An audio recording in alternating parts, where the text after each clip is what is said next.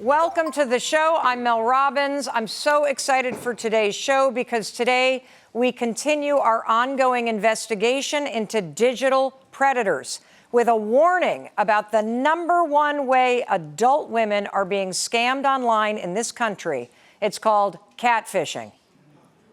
I see a lot of head nodding. Well, we're going fishing today.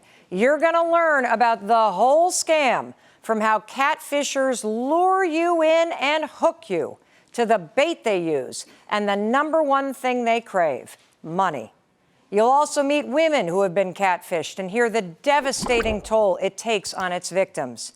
Today, we're sounding the alarm on this scam before another woman gets caught in a digital predator's net. Romance, greed, and the internet. It's the perfect habitat for digital bottom feeders called catfish. A catfish is defined as a person who creates a fake online profile in order to target potential victims they find on social media or dating apps. The scammer will feign romantic interest in order to develop an online relationship in order to gain their victim's trust. And then they go in for the kill.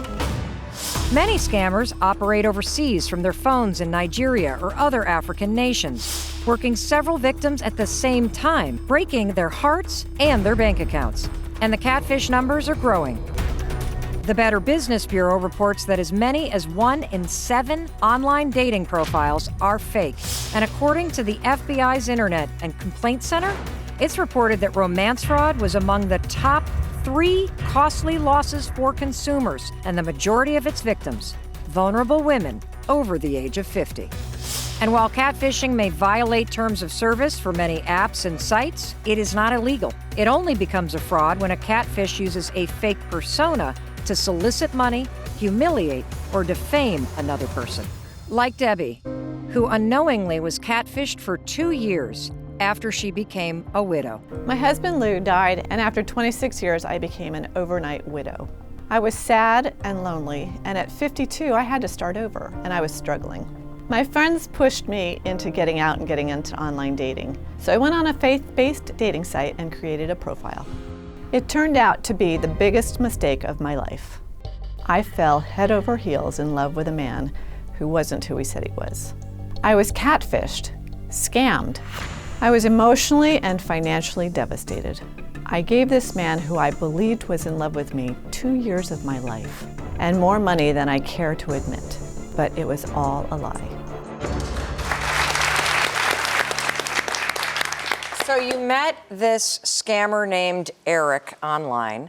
What was it about his profile that immediately drew you in? Well, my husband had just passed away suddenly. I was married 26 years, and I was running his business, and I was running my own company, and I was lonely, I was sad. I'd go swimming at night, and I would cry because I was by myself.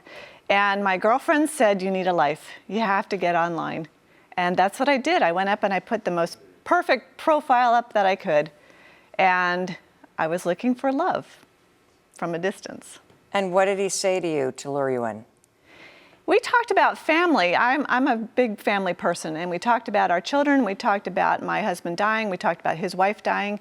We talked about business. I'm an entrepreneur. I was working from home, and it was really nice to have somebody I could discuss my company with and how better to run the business, because he was an international businessman. Where was he from? He was from Houston originally, and he had gotten a contract in Malaysia.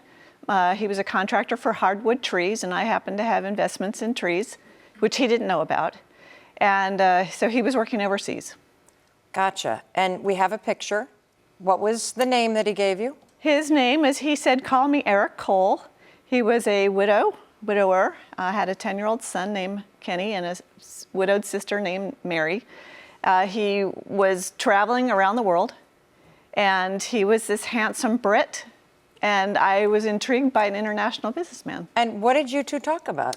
We talked about everything. We talked about, I have 4,000 pages of journal that was discussions over the 2 years, and we talked about everything from family to being sad about things that had happened. I was married for almost 26 years, so we had a lot to talk about. Yeah, and this was all online? It was all online.